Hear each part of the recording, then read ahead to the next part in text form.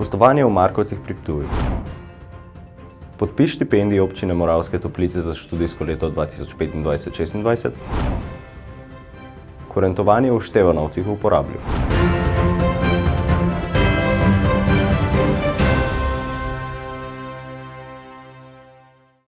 Drage gledalke in gledalci, lepo pozdravljeni v tokratni oddaji Dogodki. Vabljeni k ogledu.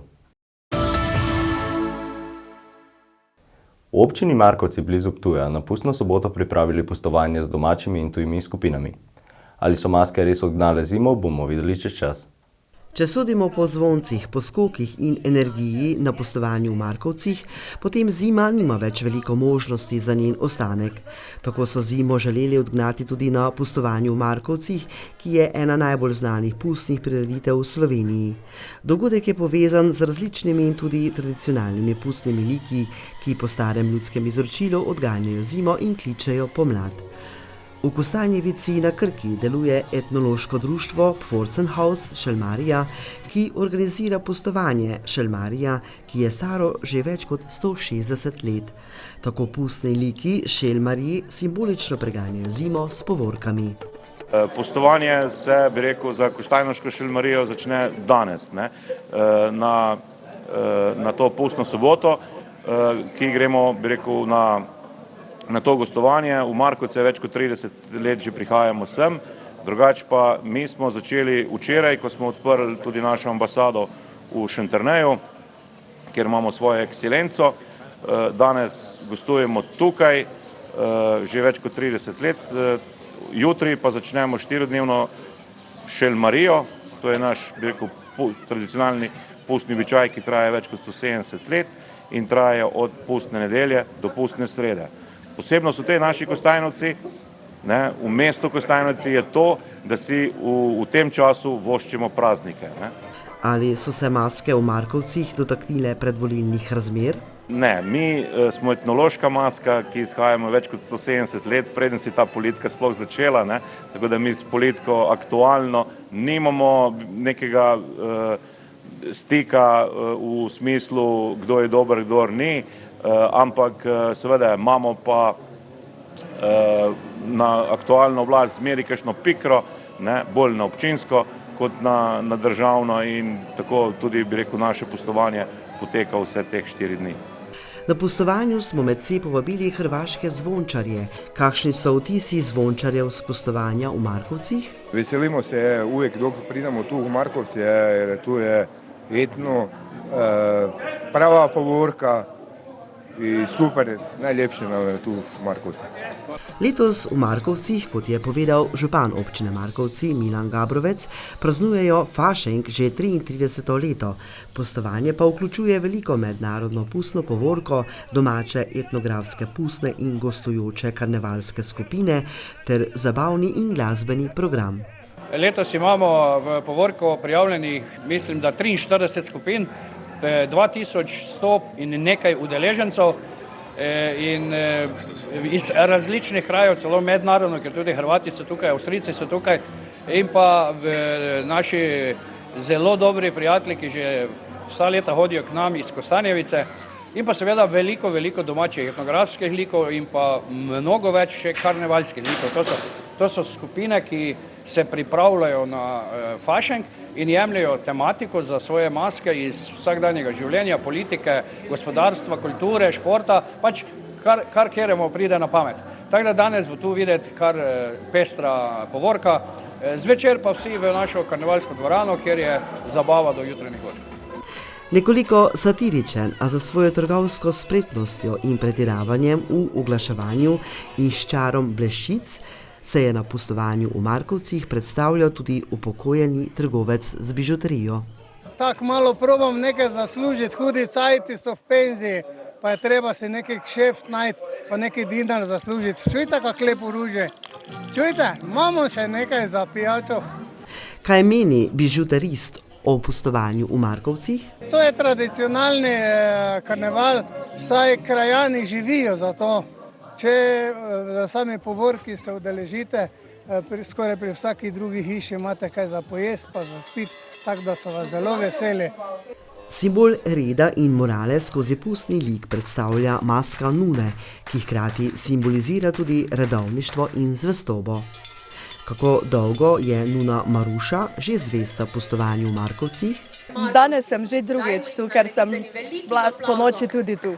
Upamo, da so pustne maske za svojim barvitim rajanjem v Markovcih odgnale zimo, v slovenske kraje pa prinesle obilo veselja, dobrega sožitja med ljudmi ter dobro letino. Občina Moravske Toplice je v sodelovanju s Pomursko izobraževalno fundacijo na slavnostnem dogodku podelila štipendije 40 študentkam in študentom. Občina Moravske Toplice že vrsto let razpisuje javni razpis za pridobitev štipendij. Tako so razpis v sodelovanju s Pomursko izobraževalno fundacijo objavili tudi septembra leta 2025.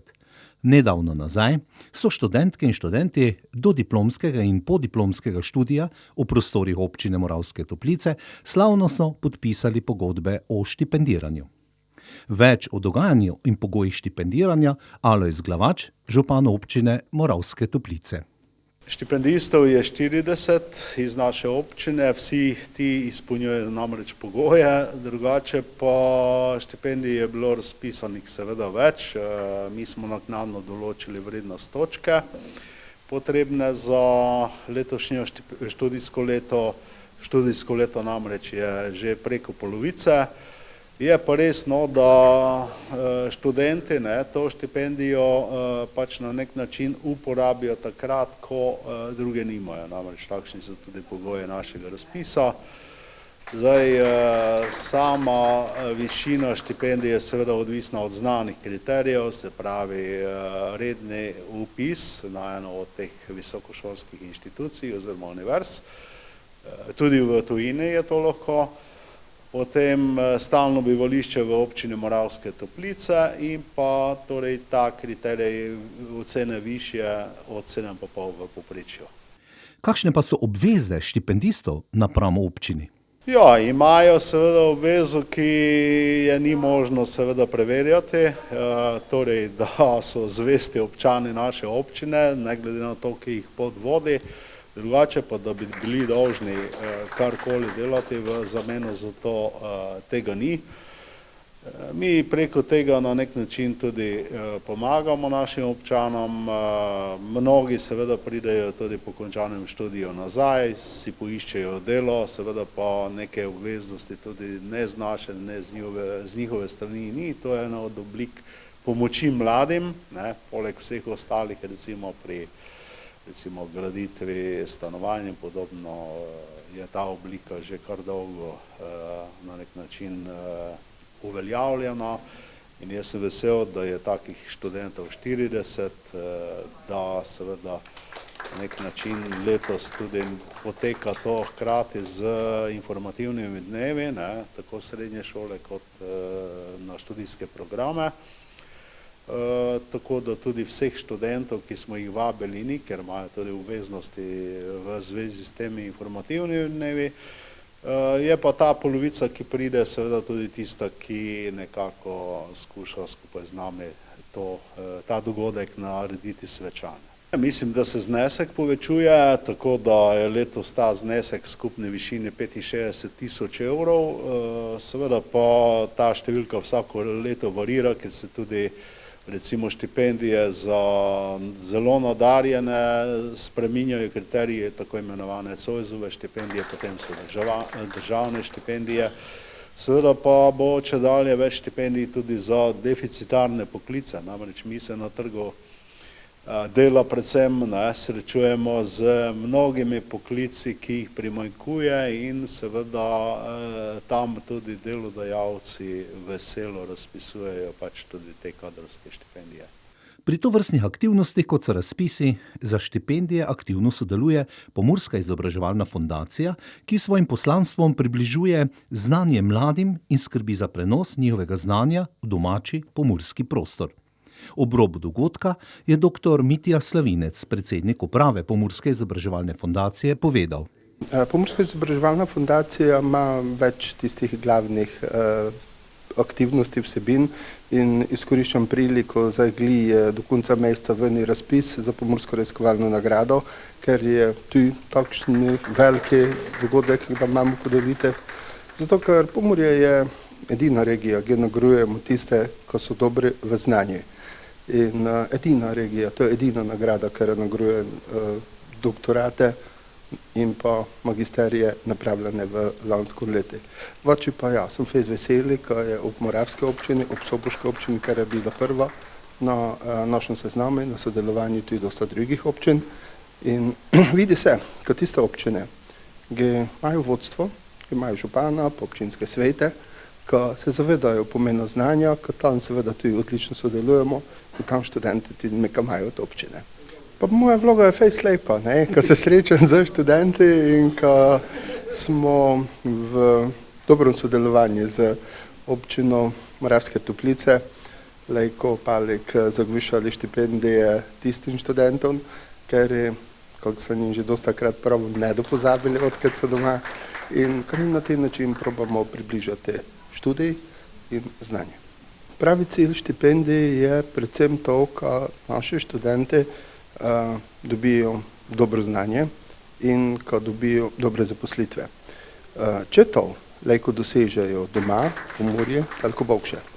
Nikdar pa ne smemo pozabiti tudi na tiste, ki so uspešni v tujini, samo morajo znati, odkąd pridejo in lejko mogoče gre veni, še bolje pomagajo domačemu kraju in to je tisto drugo pomembno sporočilo Pomurske izobraževalne fundacije. Letošnja vrednost točke za izračun višine letne štipendije za študijsko leto 2025-2026 znaša 13,5 evra. Višina štipendije pa je določena na osnovi seštevka točk, doseženega po kriteriju oddaljenosti kraja stalnega prebivališča do kraja izobraževanja ter povprečna ocena in letnik študija. Dvojezično osnovno šolo in vrtec Števanovci v Porabju so obiskali kurenti in svojo značilno opravo pregnali zimo in priklicali pomlad, rodovitost in dobro letino.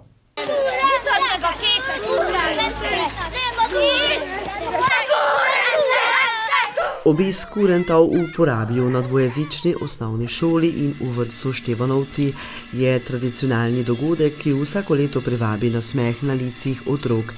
Kurenti z glasnim zvonjenjem in poskakovanjem ter značilnimi oblačili vsako leto odganjajo zimo in prikličejo pomlad. Več o namenu dogodka nam je povedala ravnateljica dvojezične osnovne šole in vrtca Števanovci, Agica Holec. To je zelo dobro, da pridejo vsako leto, ker v živo lahko vidijo te kurente, malo zaplešajo, zvonijo jim, pa to obleko vidijo oni sami, ker to je zato težka obleka, karkoli kažemo na posnetki ali pa na slika, pa se pogovarjamo o tem na spoznavanje slovenstva pa na slovenski uri, to je čist drugače, da vidijo in uživajo z njimi skupaj. S tem priganjajo zimo, danes je lep sončen dan, tako če bi že bila pomlad, ampak še zimo imamo, tako to je zelo dobro, da vsako leto pridajo in to sami. Po tistim pa mi še to na pouku nadaljujemo, ka še narišajo, se pogovarjamo v kurenti. Prihod kurentov na dvojezično osnovno šolo in vrtec je vsako leto lep in vesel dogodek, obarvan s pravim pustnim vzdušjem, namenjen druženju in predstavitvi slovenske pustne šege in običaja otrokom. Tudi v Porabju, kot je povedala ravnateljica, imajo pustne šege in običaje, vendar nekoliko drugačne, ki pa z leti izgubljajo svoj čar. Ker mi tudi imamo svoje pustne šege, v Števanovci pa v drugi porabski vasi, ampak to že umira, ker prej so hodili Fošanek in Lenka in en harmonikaš na pustni torek od hiše do hiše, so zaplesali tudi za Kusto repo in dolgi len, tako so skakali, to zdaj že taj učenci ne vidijo, pred 2-3 letoma so še prišli k nam na šolo, ampak to zdaj že tudi na sliki vidijo samo učenci in se pogovarjamo o tem, kakšno obleko so imeli, kako so se obleki, oba sta bila moškiva, kaj je Fošanek imel v roki pušico, Lenka je imela metlo in košaro in ali pa ceker, ne, kjer ceker je nabirala krofe pa jajce, prej je tako bilo, v puščico pa denar so dali, ne, in zvečer na pustni torek so pa imeli zabavo v gostilni samo do polnoči, ne, in po tistim so si odšli domov, ne, ker se je že začela pa pevnica. In mi imamo tudi na pustni torek maškarado imamo, ne, da se lahko oblečajo v različne maske, pa tudi ženske nam pa pečejo krofe ali pa flancate in tiste pa skupaj pojemo. Ali otroci sprejemajo prihod kurentov? Jaz mislim, kaj ja. Rišajo tudi, pa imeli smo takšne učence tudi, da so lutko naredili, ne, iz kurenta, tako to nadaljujemo in delamo tako. Naj se te šega ohranijo in smo dvojezična šola, čim več naj spoznajo iz tega. Več o pomembnosti ohranjanja pustnih in drugih običajev v porabju ravnateljica nadaljuje. Zato je tudi potrebno, ker to že učenci ne vidijo in ne preživejo, ne, in da to vidijo, to si bolj zapomnijo tudi in jaz mislim, da tisto doživetje, kaj sami vidijo in slišijo, to je čist drugače in ostane. Mi se mnogo ukvarjamo, ni samo s pustom, ampak z drugimi običaji tudi, da imamo kakšne praznike. In smo imeli že tudi 2-krat raziskovalni tabor, kjer smo pa raziskovali stare šege, tradicije. Naprimer, kar smo zdaj imeli prejšnjo leto, da smo stare hišne imena zbirali in smo napisali na ploščice. To je lončar odnesel, zažgal, glaziral in to imamo na hodniku tudi postavljeno, ker to že tudi ne poznajo, še svojo staro hišno ime ne znajo otroci, ker so stari starši umrli, ne, in to že mladi ne odnesejo dalje, ne, in te cerkvene praznike tudi, kako so praznovali različne praznike, svetke, to smo se zapisali in slike imamo tudi. Jaz mislim, da to treba ohraniti, naj ostane še, ni za naše učence, ampak lahko še za tiste učence pa otroke, ki zdaj hodijo sem, ali pa še oni bodo imeli družino in to so lepi spomini, da to lahko prelistaš in lahko pogledaš. Kot je ob tem povedala ravnateljica Holec, imajo že več let vzpostavljene zelo dobre stike z več slovenskimi osnovnimi šolami. Najprej bi povedala, da imamo mednarodni lončarski tabor, lansko leto smo že 20. imeli, lončarje imamo iz Slovenije in tudi Karel Šalamon iz grada iz šola nam pomaga, te tabor traja 4 dni, ni samo naši mali lončarji, ampak iz Slovenije, iz grada in iz Mačkovec tudi pridajo, pa iz Gornjega Senika učenci, delamo na vretenu, pa imamo še različne rokodelske dejavnosti. En dan pa gremo na izlet skupaj tu na Madžarskem, ampak smo že bili v Sloveniji tudi. Na začetku smo delali s Puconsko šolo tudi skupaj, oni so tudi imeli lončarski tabor in mi tudi in smo se tako zamenjali. Druge stike imamo šolo grad, imamo skupne šolske prireditve, kulturne, športne srečanje. Leto 2-krat se srečamo, enkrat oni pridejo k nam, drugič pa mi gremo, mi se peljamo k njim, ampak smo že bili tudi na uri, da so se lahko naši učenci tudi pridružili. Z Mačkovsko šolo imamo tudi zelo dobre stike. Pridajo oni z gledališko skupino, nam nekšo igro, pravljico predstavijo, športno srečanje imamo, z vrtcom Bodonci imamo zelo dobro in Brezovci, mali tudi grejo na piknik in se tam pridružijo, skupaj se igrajo, isto imajo eno gledališko predstavo na začetku, kaj si lahko gledajo. Tako dobre stike imamo s slovenskimi šolami in z vrtcami tudi, jaz mislim, to je zelo važno in pomembno, da se učenci tudi spoznajo, se pogovarjajo in spoznamo delo tudi na slovenskih šolah. Med svojim razigranim šopirjenjem pri odganjanju zime smo na šolskem dvorišču ujeli koranta, ki prihaja iz naselja Lasigovci v občini Dornava, in ga povabili med C. Povedal nam je, da se koranti iz Štajerske radi vračajo med porabske vasi. Zaupal nam je tudi, kaj so prinesli in odnesli otrokom iz Porabja. Vedno se radi vračamo v te konce iz enega veselja do tega, da nas vedno tako lepo pričakajo, otroci nam naredijo kako risbico, kak spominek, da vemo, kam smo prišli, da vemo, da nas nekdo pričakuje, da vemo, da je ljubezen med vsemi. Drugače pa, kot veste, korant prinese predvsem dobre stvari, ožene slabe, predvsem pa tisto plodnost tako pri ljudeh kot na njivah, na polju, v narave, vse dobro, kar čez leto potrebujemo. Otrokom predvsem v šolah smo prinesli dobre ocene, obilo znanja in pa veselja, predvsem otroške igre. Odnesli smo pa vse tisto slabo, kar ljudi mantra, kaj jih mote, tako da bodo čez celo leto vsi nasmejani in dobre volje. Preklicana pomlad naj otrokom prinese obilo veselja, sreče in odličnih ocen ob zaključku šolskega leta. V območje Porabja pa naj vrne trdnost pri ohranitvi slovenske besede.